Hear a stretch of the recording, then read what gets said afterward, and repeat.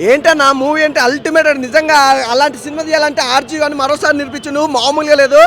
RG గారు మీరు తోపండి, మీరు ఎక్కడున్నా మీరు తోపు. నిజంగా మామూలుగా వ్యూహం అనే మూవీ అల్టిమేటెడ్ భయ్య, నిజంగా చాలా బాగుంది.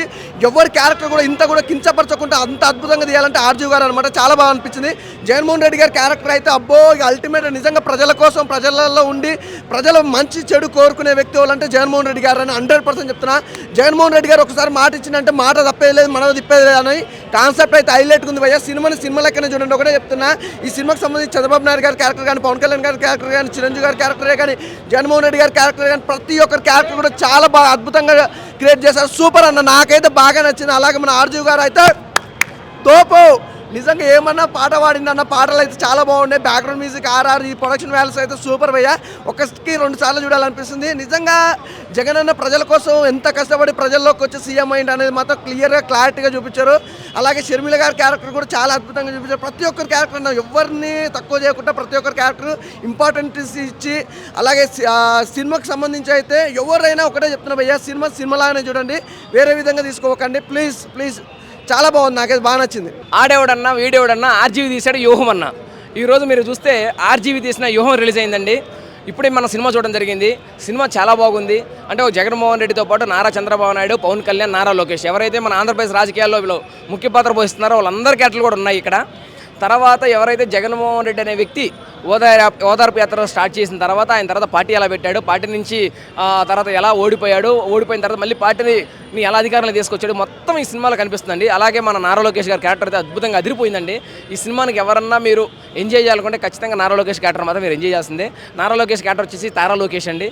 అలాగే మన ఫేవరెట్ చంద్రబాబు నాయుడు ఉన్నాడు, ఆయనే మన తారా ఇంద్రబాబు నాయుడు ఉంటాడు. అలాగే శ్రావణ్ కళ్యాణ్ ఉంటాడు, అలియాస్ పవన్ కళ్యాణ్ ఉంటాడు. అలాగే చిరంజీవి ఉంటాడు, అలియాస్ చిరంజీవి ఉంటాడు. సో మీరు ఈ సినిమాలో అన్ని క్యారెక్టర్లు ఉన్నాయి, అవి మీరు వచ్చి ఎంజాయ్ చేయొచ్చు. ఖచ్చితంగా ఎవరైతే జగన్మోహన్ రెడ్డి ఉన్నారో వాళ్ళు రావచ్చు.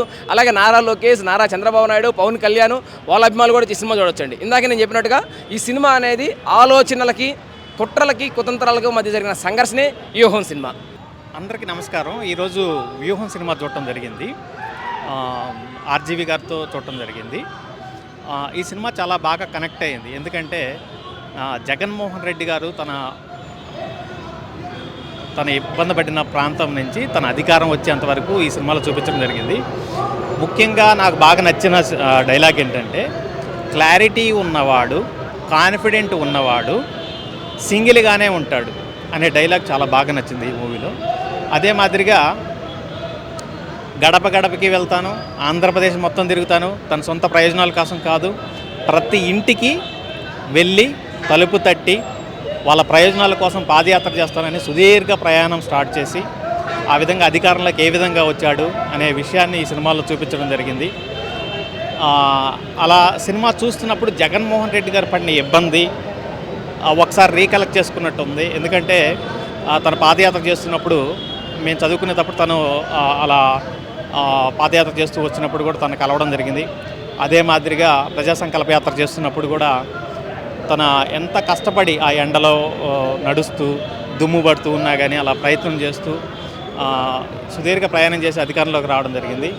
సో మొత్తం జగన్మోహన్ రెడ్డి గారు స్టార్టింగ్ దగ్గర నుంచి తన వైఎస్ రాజశేఖర రెడ్డి గారి మరణానంతరం జరిగిన పరిస్థితులను దగ్గర నుంచి ఆయన చీఫ్ మినిస్టర్ ఆఫ్ ఆంధ్రప్రదేశ్ అయ్యేంత వరకు జరిగిన పరిణామాలు ఈ మూవీలో చూపించడం జరిగింది. చాలా బాగా నచ్చింది, నాకు బాగా కనెక్ట్ అయింది. సో దయచేసి అందరు చూడాల్సిందిగా కోరుతున్నాను. Thank you very much. Movie చూసిన తర్వాత ఆర్జీవి గారికి హ్యాట్స్ ఆఫ్. ఎందుకంటే సీరియస్ నోట్ కాకుండా మధ్యలో కామెడీ ట్రాక్స్ పెట్టిను. జనాలు విజిల్స్, మళ్ళీ నవ్వడము, మళ్ళీ సార్ కూడా సేమ్ చంద్రబాబు నాయుడు గారు దిగొచ్చిన అని అనిపించింది. Sir what a performance sir, super sir, చాలా బాగుంది మూవీ. అయితే నాకైతే చాలా నచ్చింది. మీరు ఏమంటారు, ఏదో రాజకీయం మనకు తెలిసిన స్టోరీ అని చెప్పేసి అనుకొని వస్తారు కదా, కాకపోతే మీకు ఇంట్లో కామెడీ ఉంటుంది, మీరు విజిల్స్ వేస్తారు, మంటారు అరుస్తారు. ఒక పెద్ద హీరో సినిమా మనం ఎట్లయితే ఎంజాయ్ చేస్తామో అట్లా బాగుంది మూవీ. మళ్ళీ మన జగన్ గారు ఇంత కష్టపడ్డరా అని చెప్పేసి కూడా మన కళ్ళ కట్టినట్టు చూపెట్టిండు మన ఆర్జీవి గారు. Hats off. Once again all the best sir, మీరు మా సక్సెస్ కొట్టిర్రు. వ్యూహం సినిమా కంపల్సరీ ఎలక్షన్స్ ముందు వచ్చింది, కంపల్సరీ ఇది ఒక పాజిటివ్ వే వెళ్తుంది, మంచి బ్లాక్ బస్టర్ హిట్ కొడుతుంది. ఆల్రెడీ బ్లాక్ బస్టర్ టాక్ దగ్గర నడిచింది, చాలా బాగుంది. కంపల్సరీ థియేటర్లో వాచ్ చేయాలని కోరుకుంటున్నాను. Thank you. ఓవరాల్గా ఈ సినిమా గురించి రివ్యూ ఇవ్వాలంటే బిగినింగ్లో ఫస్ట్ హాఫ్ బాగుంది, కానీ సెకండ్ హాఫ్ ఎక్సలెంట్గా ఉంది. ఎస్పెషల్లీ యాత్ర 1 యాత్ర 2 కన్నా కూడా దీంట్లో స్పెషాలిటీ ఏంటంటే రామ్ గోపాల్ వర్మ గారి డైరెక్షన్ స్పెషల్. దాంట్లో ప్రతి యాక్టర్తో లీనమయ్యేటట్లు జరిపించారు. ఎస్పెషల్లీ అజ్మల్ గారి యాక్షన్ కానీ, నెక్స్ట్ మానస గారి యాక్షన్ కానీ, నెక్స్ట్ ధనంజయ్ గారి యాక్షన్ కానీ, ఒక్కొక్కరిని తీసుకుంటే ఎక్సలెంట్గా మూవీ క్రియేట్ చేశారు. ఇంకోటి ఇంకా నెక్స్ట్ స్టోరీ విషయానికి వస్తే అబద్ధపు హామీలు ఇచ్చి 1కి 4 సార్లు అయినా కానీ చెప్పి మీడియాతో చెప్పిందే చెప్పిస్తే పబ్లిక్ నమ్ముతారు. ఇంకొక డైలాగు ఇంకో డైలాగ్ ఎంత స్పెషల్ ఏంటంటే పబ్లిక్ షార్ట్ టర్మ్ మెమరీ అని. పబ్లిక్ ఎప్పటికీ షార్ట్ టర్మ్ మెమరీ కాదు రియల్ లైఫ్లో.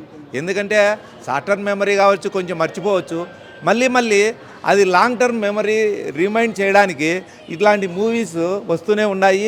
రియల్ లైఫ్లో కూడా జరుగుతూనే ఉన్నాయి. పబ్లిక్ కంపల్సరీ రివిజన్ చేసుకుంటారు. ఇంకోటి అన్నిటికన్నా మనసును కలిచివేసింది ఏంటంటే ఈ సినిమాలో చూస్తే అన్నిటికన్నా గోదావరి పుష్కరాలలో విఐపి ఘాట్లు ఉంటాయి. విఐపీలు పోవాలి, విఐపీలు చూసుకొని రావాలి. పబ్లిక్ ఏవైతే ఇచ్చింటారో పబ్లిక్ ప్లేస్లోకి పబ్లిక్లో పోవాలి. ఆ రోజు చేసిన మూర్ఖత్వం ఏంటంటే ఎస్పెషల్లీ డెడికేటెడ్ భక్తులతో ఆడుకున్నారు. ఏ రోజైతే ఫస్ట్ రోజు డ్రీమ్, ఎస్పెషల్లీ రియల్ భక్తులకు వచ్చేసి ఫస్ట్ రోజు డ్రీమ్ గోదావరి పుష్కరాల్లో పార్టిసిపేట్ చేయడం అనేది. కొంతమంది రాత్రి 9 గంటలకు పోయి అక్కడే పడుకొని తెల్లవారుజామున 1 గంట తర్వాత లేచి పోయి అక్కడ ఉండాలని చెప్పినారు. వాళ్ళందరినీ అడ్డం పెట్టి వాళ్ళందరినీ గోదావరి పుష్కరాల్లో పార్టిసిపేట్ చేయకుండా అడ్డం పట్టి ఈయన మహానుభావుడు వచ్చేసి 6 o'clock వరకు వచ్చేసి అందరినీ ఆనబెట్టి ఏదో ఇంటర్నేషనల్ గ్రాఫిక్స్ పెట్టి ఇంటర్నేషనల్ ఏదో చూపించారు. ఒక డైరెక్టర్ని పెట్టి వాళ్ళు ప్లాన్ చేసి ఏదేదో ఈ ఫిల్మ్ వాళ్ళని తీసుకొచ్చేసి నానా విధంగా రచ్చ చేసి భక్తులందరూ తొక్కిసలాడి ఎంతమంది చనిపోయినారో ఫిగర్ వదిలేసేయండి. కాళ్ళు చేతులు కొన్ని వందల మందికి తీరున్నాయి. కాళ్ళు కొన్ని వేల మంది కాళ్ళ కింద పడి నలిగిపోయినారు. పిల్లలు, ఆడోళ్ళు. వాళ్ళ పాపం కొట్టుకొనే 2019లో వాళ్ళ శాపనార్థాలు తగిలే 2019లో చెత్తగా ఓడిపోవడం జరిగింది. ఈ మెసేజ్ ఒకటే ఎవరైనా గుర్తుపెట్టుకోవాల్సింది. ఎక్కడైనా పుణ్యస్థానాల్లో కానీ యాడికైనా కానీ ఈ విఐపీలు తెలుసుకోవాల్సింది ఏంటంటే మీరు వాళ్ళకి ఫెసిలిటీస్ ప్రొవైడ్ చేయకపోయినా ఓకే, ఇబ్బంది లేదు, కానీ భక్తులను ఇబ్బంది పెట్టకూడదు. వాళ్ళ శాపనార్థాలు ఖచ్చితంగా తగులుకుంటాయి. ఇది పర్ఫెక్ట్ మెసేజ్. లాస్ట్లో ప్రతి ఒక్కటి కూడా ఈ సినిమాలో క్లియర్గా వాళ్ళు చేసిన పాపాలు ఏంటి అనేది ఎంతసేపు ఉన్నా కానీ ఆ సినిమాలో ఎక్కడైనా మొత్తం చూపించింది.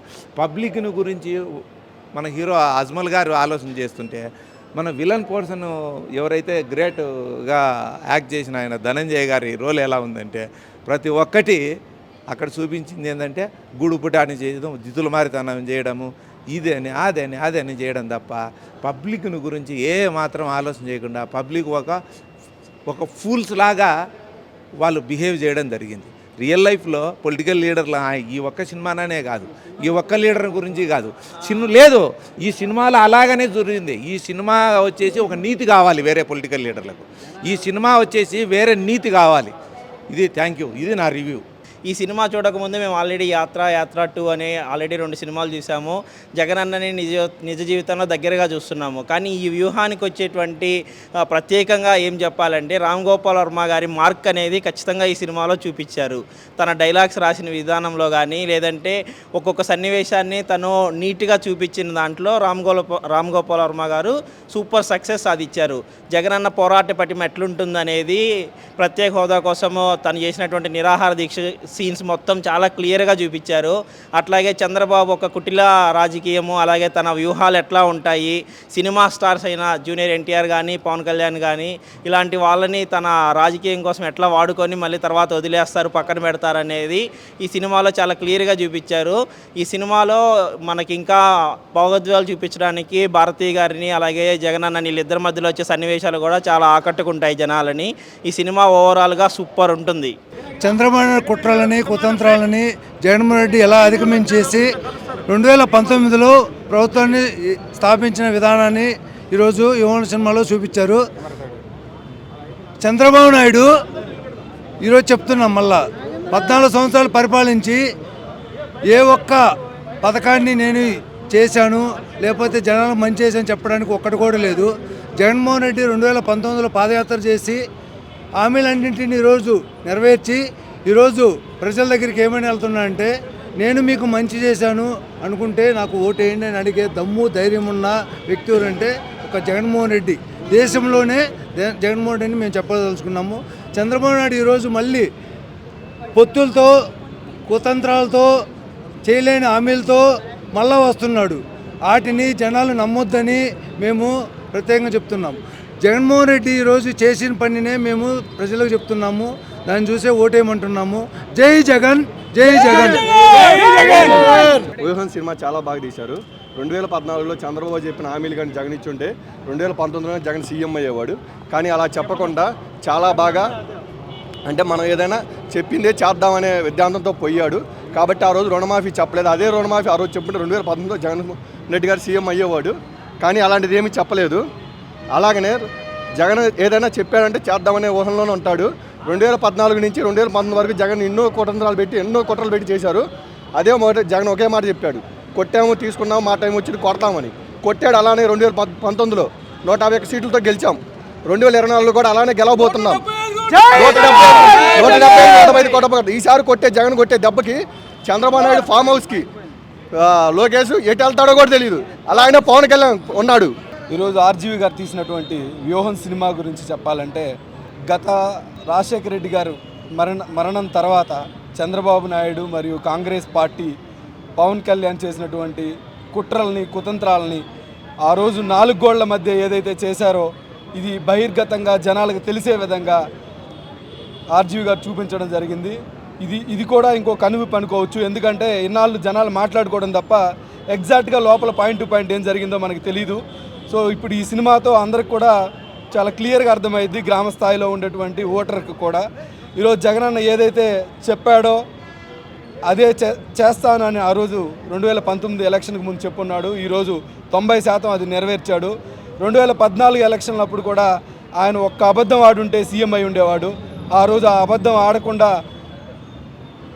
ఉన్నందుకు గాను ఆయన జనాల్లో ఉండి జనాలకి ఏవైతే కావాలో, ఏవైతే జనాలు కోరుకుంటున్నారో ఆ సంక్షేమ పథకాలని నవరత్నాల ద్వారా ఆయన ఆ రోజు 2019 ఎలక్షన్కి ముందు తన మేనిఫెస్టోలో పెట్టి అవే మేనిఫెస్టోని 99% ఈరోజు 2024 ఎలక్షన్కి మేము నెరవేర్చాము, మళ్ళీ ఇంకోసారి అవకాశం ఉండని అడిగే పరిస్థితి తీసుకొచ్చాడు.